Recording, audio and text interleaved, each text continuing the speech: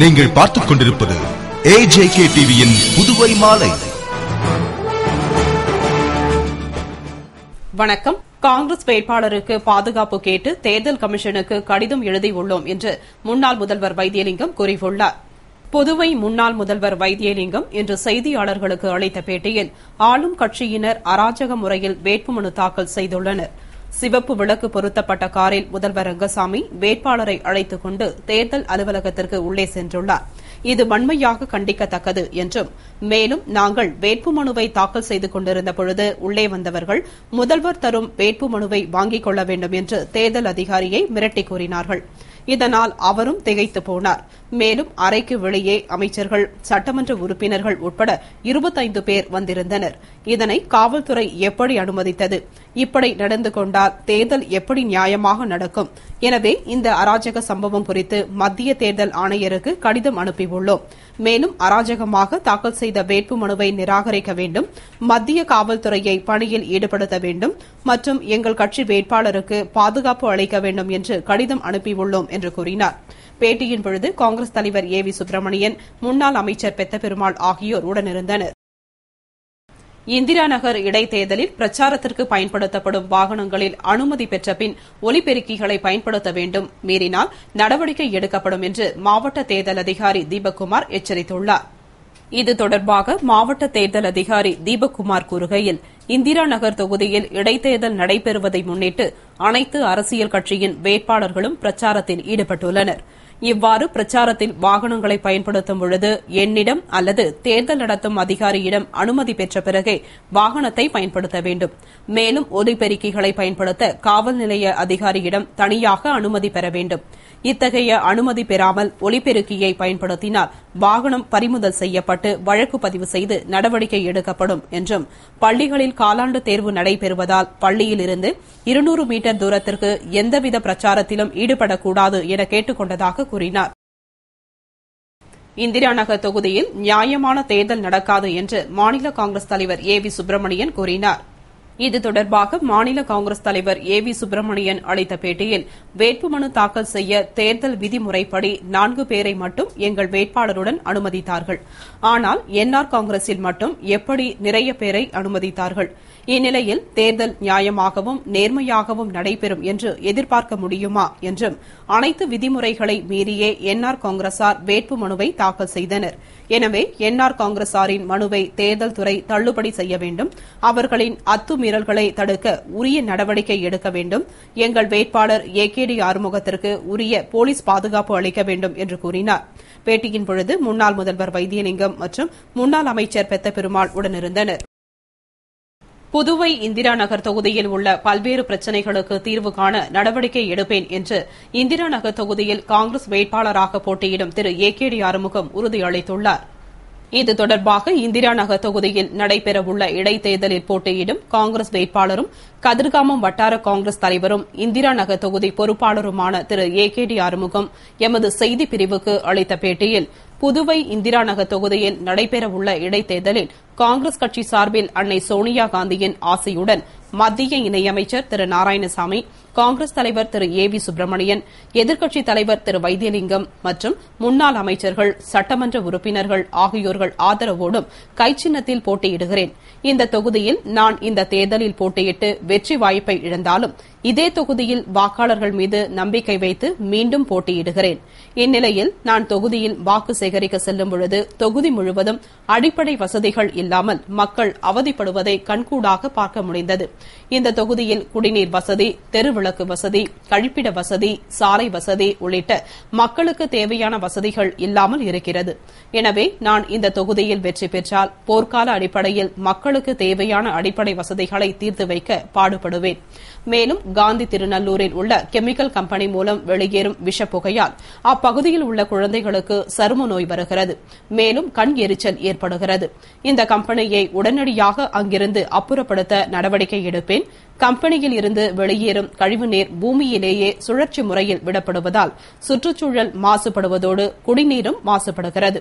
இதேபோல இந்திரா நகர் தொகுதிக்கு உட்பட்ட காந்தி நகரில் மார்க்கெட் வசதி இல்லாமல் சாலையின் ஓரத்தில் வியாபாரிகள் காய்கறிகளை விற்பனை செய்கின்றனர்.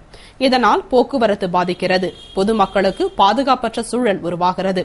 எனவே அங்கு மார்க்கெட் அமைக்க நடவடிக்கை எடுப்பேன் என்று கூறிய அவர், நான் மக்களின் பிரச்சினைகளை அறிந்து எப்பொழுதும் அவர்களுக்காக பாடுபடுவேன் என்று காங்கிரஸ் வேட்பாளர் திரு ஏ.கே.டி. ஆறுமுகம் கூறினார். என்ஆர் காங்கிரஸ் வேட்பாளர் யார் என்பதை கடைசி வரை ரகசியம் காத்த முதல்வர் ரங்கசாமி மனு தாக்கலுக்கு பிறகே பெயரை தெரிவித்தார். புதுவை இந்திரா நகர் தொகுதியில் இடைத்தேர்தல் அறிவிக்கப்பட்டதைத் தொடர்ந்து அதிமுக வேட்பாளராக அறிவிக்கப்பட்ட சுத்துகேணி பாஸ்கரன் வேட்புமனு தாக்கல் செய்தார். மேலும் பகுஜன் சமாஜ் கட்சி, இந்திய குடியரசுக் கட்சி வேட்பாளர்கள் வேட்புமனு தாக்கல் செய்தார்கள். இந்நிலையில் இறுதி நாளன்று காங்கிரஸ் வேட்பாளர் ஏ.கே.டி. ஆறுமுகம் வேட்புமனு தாக்கல் செய்தார். ஆனால் என்ஆர் காங்கிரஸில் வேட்பாளராக போட்டியிட பலர் விரும்பியதால் வேட்பாளர் யார் என்று முதல்வர் ரங்கசாமி அறிவிக்கவில்லை. வேட்புமனு தாக்கல் செய்ய இறுதி நாளான நேற்று மதியம் 1 மணி வரை பெயர் அறிவிக்கப்படாததால் வேட்பாளர் யார் என்ற எதிர்பார்ப்பு நிலவியது. இதனால் அவரது அலுவலகத்தில் அமைச்சர்கள், சட்டமன்ற உறுப்பினர்கள், நிர்வாகிகள், தொண்டர்கள் பலர் திரண்டிருந்தனர். இதனிடையே கதிர்காமம் முருகன் கோவில் சென்று பூஜை முடித்த முதல்வர் ரங்கசாமி தனது காரில் தொழிலாளர் துறை அலுவலகத்திற்கு வந்தார். அப்பொழுது காங்கிரஸ் சார்பில் முன்னாள் முதல்வர் வைத்தியலிங்கம் முன்னிலையில் ஏ.கே.டி. ஆறுமுகம் வேட்புமனு தாக்கல் செய்தார். அவர்கள் வெளியே சென்றதும் என்ஆர் காங்கிரஸ் சார்பில் அவரது அண்ணன் மகன் தமிழ்ச்செல்வன் வேட்புமனு தாக்கல் செய்தார். பின்னர் வெளியே வந்த முதல்வர் ரங்கசாமி வேட்பாளர் யார் என்று அனைவரும் கேட்டதற்கு தமிழ்ச்செல்வன் என்று பதிலளித்தார். இவ்வாறு வேட்புமனு தாக்கல் செய்யும் கடைசி நேரம் வரை வேட்பாளர் பெயரை அறிவிக்காமல் முதல்வர் ரங்கசாமி ரகசியம் காத்தது கட்சி நிர்வாகிகளை குழப்பத்தில் ஆழ்த்தியது. புதுவை தலைமைச் செயலகத்தில் இந்திய பொது நிர்வாக நிறுவனத்தின் 44வது ஆண்டு துவக்க விழா நடைபெற்றது. இந்திய பொது நிர்வாக நிறுவனத்தின் புதுவை கிளையின் 44வது ஆண்டு துவக்க விழா தலைமைச் செயலகத்தில் நடைபெற்றது. விழாவில் சிறப்பு விருந்தினராக தலைமைச் செயலர் சத்யவதி கலந்து கொண்டு விழாவினை துவக்கி வைத்து சிறப்புரையாற்றினார். சிறப்பு அழைப்பாளர்களாக திட்டம் மற்றும் ஆராய்ச்சித்துறை இயக்குநர் கனகசபை, பொதுப்பணித்துறை தலைமை பொறியாளர் மனோகர், தமிழ்நாடு கிளையின் கௌரவ செயலர் விஸ்வநாதன் கலந்து கொண்டு வாழ்த்துரை வழங்கினர்.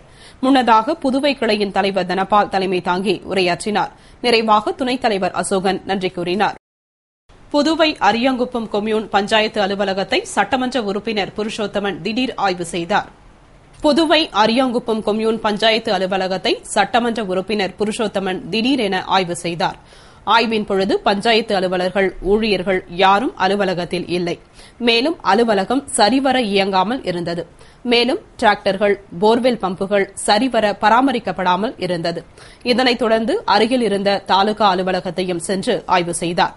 மக்களின் குறைகளை போக்கக்கூடிய அரசு அலுவலகங்கள் சரிவர இயங்காமல் இருந்ததையும், மேலும் சான்றிதழ்களை பெற மக்கள் அலைக்கழிக்கப்படுவதையும் கண்ட அவர் அவை சரியாக இயங்க அரசிடம் கூறி உரிய நடவடிக்கை எடுப்பதாக கூறினார்.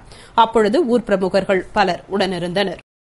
விருப்ப ஓய்வு மற்றும் சலுகை பறிப்பிற்கு எதிர்ப்பு தெரிவித்து பிஎஸ்என்எல் ஊழியர்கள் மற்றும் ஜேஏசி சங்கத்தினர் உண்ணாவிரத போராட்டத்தில் ஈடுபட்டனர்.